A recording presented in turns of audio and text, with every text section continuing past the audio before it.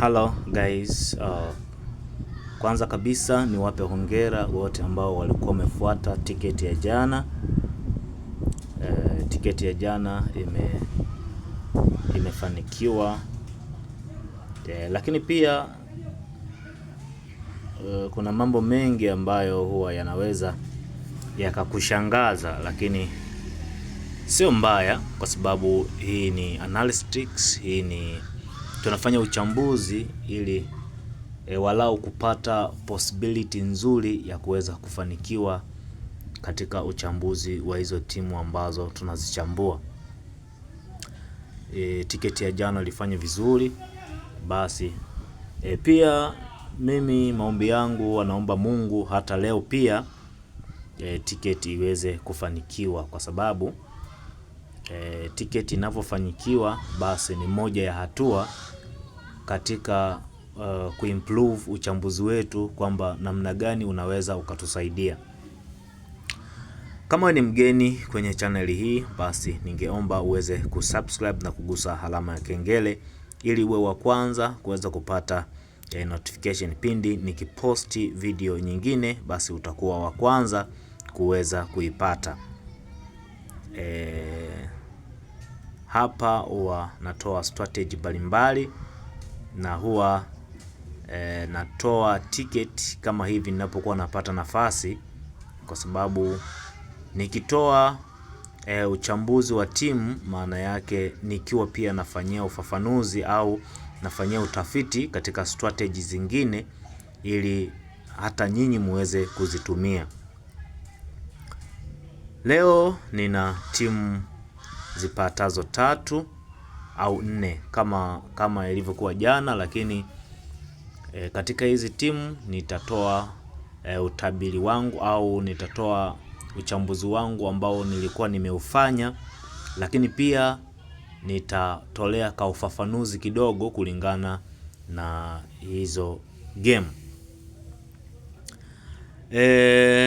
Total odd leo ninayo odd 3 ya 80. Sio kama jana ilikuwa odd 2, lakini leo nimefanikisha kupata odd 3 ya 80. Basi odd hiyo kama tukitumia vizuri, basi inaweza ikawa ni siku nzuri pia kwetu sisi. Sawa. Game ya kwanza tunaiona hapa ni ya Olympique Lyon pamoja na Le Havre. Lyon yuko nyumbani na uchaguzi wake nimeweka Lyon apate ushindi, na odi yake ni 1 ya 3-3. Sawa, 1.33. Lyon yeye ni mzuri, ameshinda game 4 kati ya game 5 zilizopita. Kwa hiyo tunaona ana uwezo mzuri, na hususan ana opportunity ya kuwa nyumbani, maana yake uwezo wa yeye kuweza kufanikiwa kwenye hii game ni mkubwa mno. Le Havre hususan akiwa anacheza na timu kubwa kama hii, hana matokeo mazuri kutokana na hiyo timu inayocheza, lakini pia hayupo kwenye uwanja wake wa nyumbani, huyu wa ugenini, maana yake bado atakuwa yupo kwenye hali ya kuwa na uoga fulani kutokana na timu anayocheza. Kwa hiyo confidence italuzi kwa hawa wachezaji wa Le Havre. Game ya pili ni ya Malmo FF pamoja na Göteborg. Hawa bwana ni majiant ambao huwa wana usumbufu sana pindi wakikutana, lakini pia ana uwezo mzuri sana. Huyu Malmo akiwa nyumbani huwa anakuwa mzuri sana, lakini pia katika hawa kati ya hawa wawili, hawa wote katika ligi zao, hawa wote wanaongoza ligi zao. Yani ni watu ambao wako vizuri, yani kila kona wako vizuri, kwenye ushambuliaji, yani hawa nguvu zao wako vizuri. Lakini kitakacho kwenda kuamua kwenye game hii, kwenye ushindi, ni quality ya mtu binafsi. Lakini pia huyu Malmo yuko nyumbani, kwa hiyo ana uwezo wa kuprove wrong kwenye hii game. Ana uwezo wanao, na ndio maana mimi nimechagua 1x, manake Malmo ashinde au asuluhu. Japokuwa kutokana na fomu za hizi timu zote mbili, lolote linaweza likatokea, kwa sababu hawa ni wote wazuri, yani wote wazuri, hakuna anayesinzia kati ya hao, wote wazuri. Kwa hiyo mimi nimechagua 1x. Sawa. Game inayofuata ambayo ni ya tatu ni ya Roma pamoja na Cagliari. Yes, Roma ameshinda game 4 katika game 5. Cagliari yeye alishinda mechi moja kati ya 5 nice kama sikusai, lakini huyu Roma akiwa nyumbani huwa ni mzuri sana, huwa ni msumbufu, anacheza mpira vizuri. Japokuwa kuna baadhi kunakuwa na makosa ya individual player, lakini kutokana na confidence ya hii game kwa siku ya leo, mimi naona anakwenda kupata matokeo. Roma anakwenda kupata matokeo, iwe ya 2-1 au ni 2-0, matokeo ya aina yoyote, lakini Roma atakwenda kupata ushindi kwa mimi, kwa uchambuzi wangu. Sawa. Halafu game nyingine hapo inayofuata ni ya Stade Brest pamoja na Stade Reims. Hawa ni majiant, wakikutana hawa kuna chimbika. Sisi Waswahili tunasema kuna chimbika. Game inakuwa ngumu, game tafu.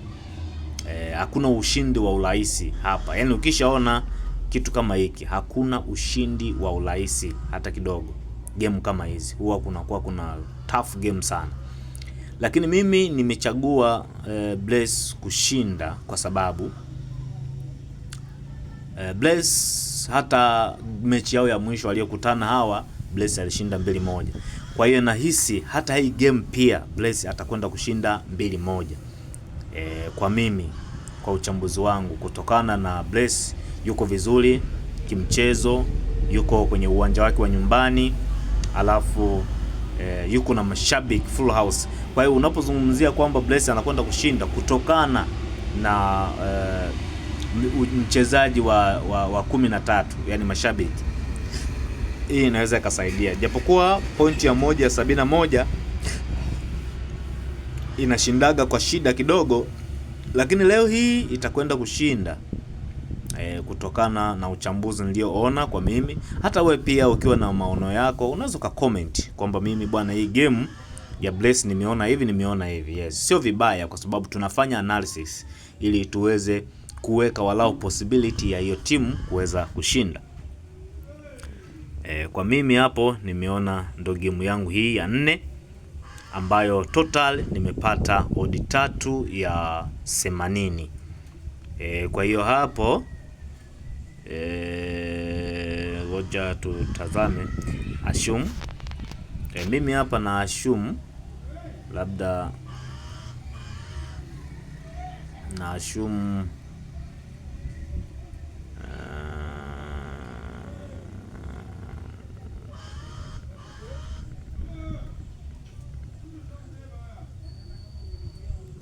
naweka 50,000. Jamani, mimi nimeassume. Sasa msije mkasema mimi nimeassume. Kwa 50,000 kwa odi hizi unapata hiyo hapo 174,000. Sawa, nimeassume. Kwa hiyo wewe usifanye hivyo, kutokana kila mtu anafanya kitu ambacho yeye anaweza akavumilia. Sawa, akavumilia ile hali ya tofauti ya kimchezo endapo ikitokea matokeo tofauti. Sawa, kwa sababu hii ni prediction, hii ni analysis. Kwa hiyo tunatakiwa wote tujue jinsi gani ya kuweza kutumia hivi vitu. Booking code ni hii hapa ambayo unaiona hapo, GGJ79 RW, GGJ79 RW. Kwa hiyo ndio booking code ya tiketi hii. Guys, kama wewe ni mgeni kwenye channel pendwa, basi ninakuomba uweze kusubscribe na kugusa alama ya kengele ili uwe wa kwanza kuweza kupokea notification pindi nikiposti video yoyote, basi wewe utakuwa wa kwanza kabisa kuweza kuipata. Thank you so much.